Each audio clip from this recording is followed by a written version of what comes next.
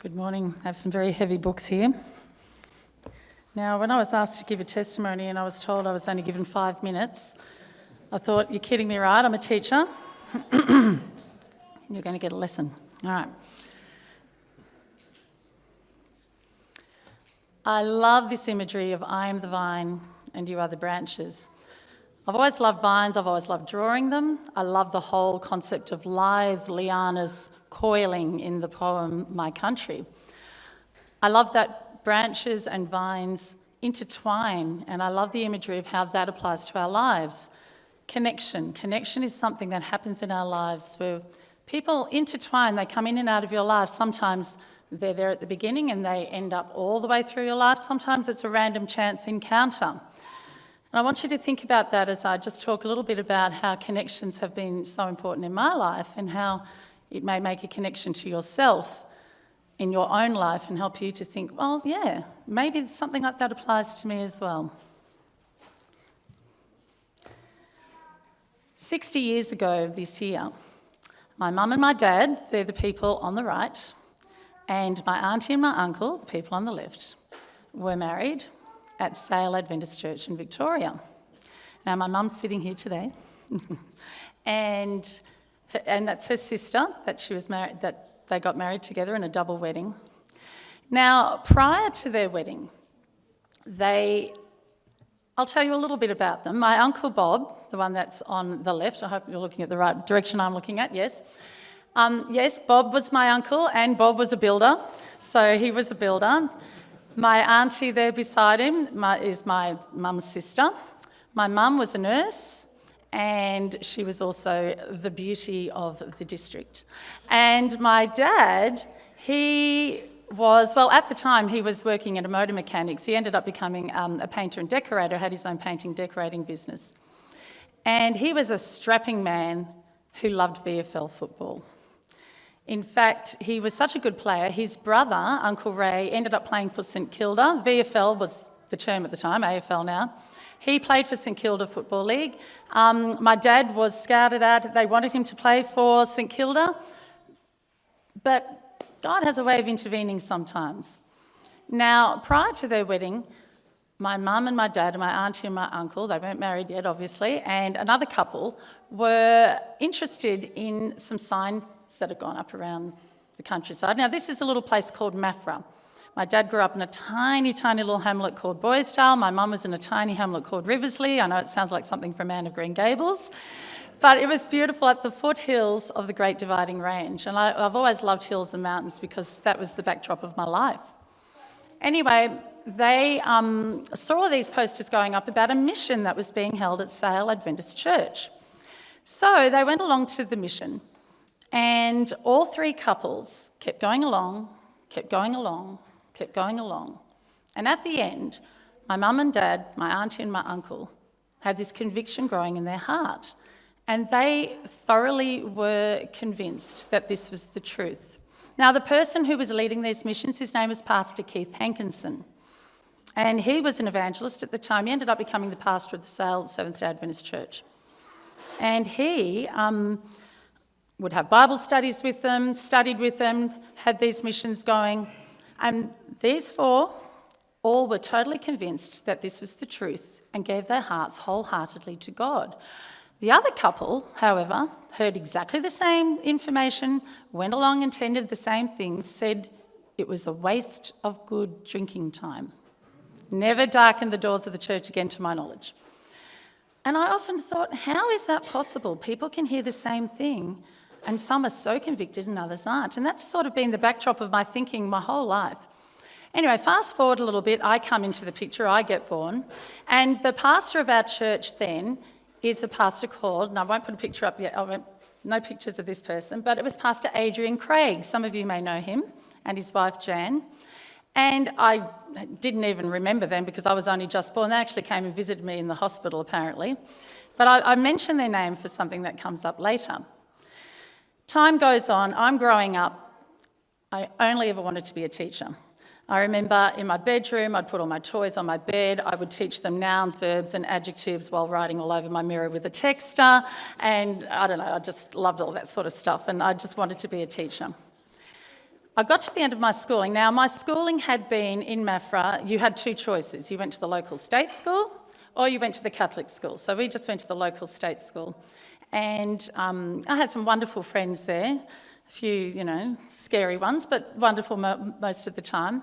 Got to the end of my schooling and I still thought, I do want to be a teacher, but I just want to have a little break from the whole education sphere. And I worked at a newspaper for a year. Now, while I was working there, I was convinced that, yes, I love words, but I think I really still want to be a teacher. And so I was then in a quandary, where do I study? And I thought, do I go to the local college where I could study with my friends? Do I go down to a university in Melbourne where I had other friends attending? Or do I go to Avondale College where, of course, my mum and my dad were very keen on me going? And I thought, it's so far away and I don't know anybody and I don't know if I can do it. And I was praying about it. Now, in my gap year when I was working at the newspaper, I was having the time of my life. I was making money. I had all these great friends and we'd have all these party. It was really social time. One night I was at a party and this was really, and it's always just stuck in my head. And the room was just packed with people. I was talking with my friends and all of a sudden now this is one of those random connections in your life. This random person, this guy just comes up in front of me and he goes, do you know what you want to do with your life? And I'm thinking, is this some pickup line or what is this? And I'm looking at him and I'm like, what? And he goes, you have a decision to make. What are you going to do with your life? And I'm like, what? And he just kind of turns away and disappears into the crowd. And I'm like, this is bizarre. Night goes on, gets to the end of the night. I'm walking out the door and this same guy, it's like he's standing at the door, turns and faces me and he goes, remember what I said, you have a decision to make, what are you going to do with your life?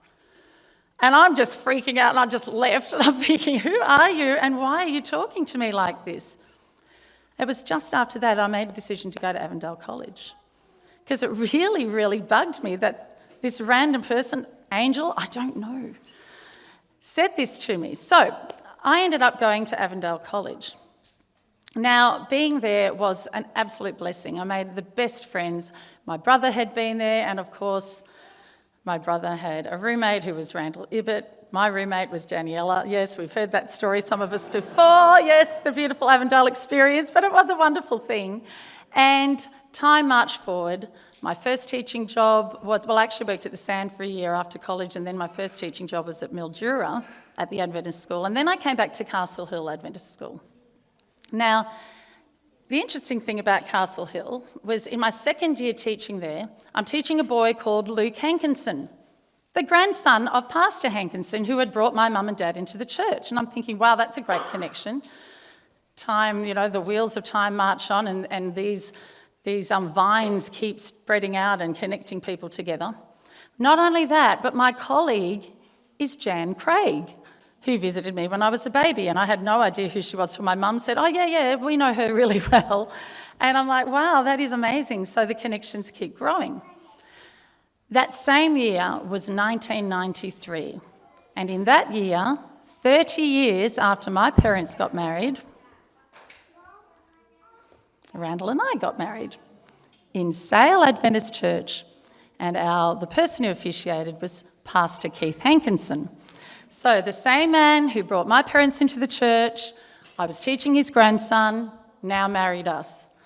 And it was a wonderful occasion. You might, if you can have a sneak peek there, I know they're a bit small, you might see two people you know there very well. And it was a lovely, lovely day. The only thing was, at Castle Hill, 1 month prior to our wedding, a terrible tragedy occurred. Now, this was the staff at the time. Castle Hill's much bigger now, and this was only a very small staff. I'm up the back there. This photo was actually taken 3 months prior to our wedding. Our wedding was in April. And sitting up there beside me in white, so I'm up the very back, beside me on the right is Jan Craig. And sitting in front of her in pink was our principal, Pauline Pearce. Now, some of you may know her or may know of her. And 1 month prior to our wedding, the most inexplicable and tragic thing happened. She physically died in front of teaching her Year 6 class, like drop dead died in front of them. No preamble, no reason. They still really couldn't confirm why. There were some suggestions why. It was just shocking. And Lynn Topher, who's on the left there, she was the school secretary. She and I were performing CPR on her while the staff kept all the students away. It was just the most horrific incident. And a month later, I was getting married. It was just a crazy, crazy time. Now, at the time, there was a young chaplain who was at our school, and his name was Pastor Darius Jankiewicz. And he officiated at the funeral for Pauline. And honestly, that left such a lasting impact on a lot of us. It was quite traumatic. But the wedding went ahead anyway, and her daughter, Debbie, that was sitting in the front there, she still came down to the wedding. And so that was, a blessing after such a terrible time. Fast forward, and 2 years later, after that year, my own father passed away from melanoma. Now that was a connection that really, really ran deep, and it still runs deep today. I don't think you ever get over death. I know you get over the sharp, acute pain of it, but the chronic pain of loss, you never get over, because anniversaries come and go, and it's like, oh, if they were here, they would love it. The children get born. If they were here, they would love it, and they miss it, and they're not there to be part of that. And you know what? I think God places it in our hearts to have these connections with each other, and he never wanted those connections to be severed. He doesn't to this day want those connections to be severed, and that's what sin does. It severs connections. And so when my father died, that was just such a terrible thing, and it ran deep in our family. He was actually buried in Maffra, in Maffra Cemetery, but the funeral was held at Sale Adventist Church by Pastor Keith Hankinson. So he brought him into the church, he married him, he married his daughter in the church, and now he's burying my father. Another young pastor who was then the pastor at Sale Adventist Church was a person by the name of Pastor Phil Bishop. He had just started preaching at our church, and he also officiated at my father's funeral. And I'm thinking, wow, I thought I've seen him for the first time, probably never see him again. Little did I know the connections God puts in our lives. And time marched forward again. So 30 years after our wedding to this year, there was another wedding. And that's my son Josh with Caitlin Jankiewicz, who was the daughter of Pastor Darius, who was the chaplain at the time at Castle Hill. So it's like everywhere I go, these connections just keep coming back and back and back. Always be careful who you're talking to, people, because you just don't know who's related to who, especially in Adventist circles. So here they are, they got married. It was the most beautiful, beautiful day. And they're both working at Hills Adventist School, which is the sister school to where I was working at Castle Hill at the time. So it just keeps going on and on. Now, this connection keeps moving forward because just as very soon as last Sabbath afternoon, we witnessed the baptism of 6 young people. Now, the connection that we have with those young people is this. Pastor Phil Bishop ended up at our school, and you remember Phil, don't you, Pastor Phil? He started the process of really helping these children to know who God was in their lives as the chaplain at our school. I was shocked the first day my kids started at the school, it was 2008. I'm walking along, and all of a sudden, Pastor Phil's standing in front of me. I'm like, oh, you're kidding me. What are you doing here? He goes, what are you doing here? And it was like all these different connections that we'd had. I'd taught at Mildura. After I'd left, he was the pastor down in Mildura, and now it was kind of like we're chasing each other. And here he was now at the Central Coast. So they were fundamental. He was fundamental in really helping these children know who God was. And this has been nurtured by Chappie Irani, the person on the right, and of course Pastor Leighton Heiss on the left there. Now all those children I have taught except for one of them. The one standing next to Pastor Heiss is the brother of Michaela, so Levi, I haven't taught him, but I have taught all the other children. Eve, of course, she was almost a little ray of sunshine. I always think of her as this bright, bubbly little thing. She was awesome.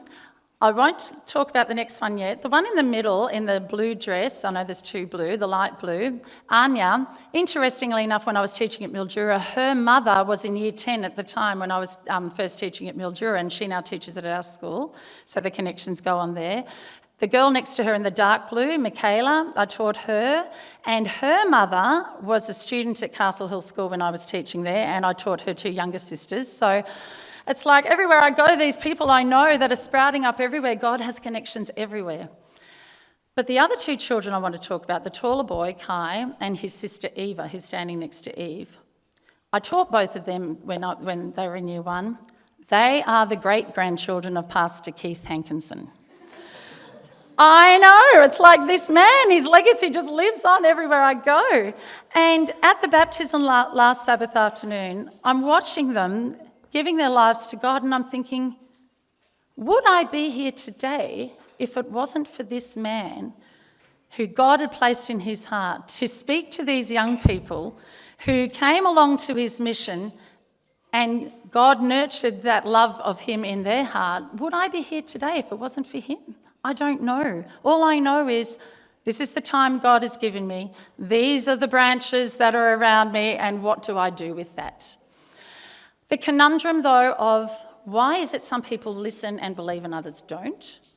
It was always something that has really astounded me. And I was talking to my mum, and I was thinking, well, why is it that my mum and my dad and my auntie and my uncle were so interested all those years ago? When they were growing up, my mum and my dad, both my grandmothers, paternal and maternal grandmothers, were visited by colporteurs. My mum and my dad were young kids living in two different little tiny hamlets, and their mothers had been visited by colporteurs. And they were given some books, and they bought those books. And I have some books today that my mum was able to dredge up. Thank you, my mother. The Great Controversy and The Desire of Ages. Very, very heavy tomes, beautiful marbled edges of the pages, just gorgeous. And this one inside is inscribed. It was given to my grandmother on my father's side, and it actually was inscribed in Maffra, July 21st, 1902. And they were given those books, and even though they didn't become Adventists themselves, they still loved what the books had to say. They lived what the books had to say. And they spoke the words that the books had to say, which I think created that fertile ground in the hearts of my mum and dad, which made them receptive to the Holy Spirit all those years later on. So I'm very, very grateful for all the colporteurs out there, the connections they make. I'm very grateful for all those people who are in and out of my life, who are in and out of your own lives. Think about how God connects you and how he is the vine and we are the branches that can connect each other. Thank you.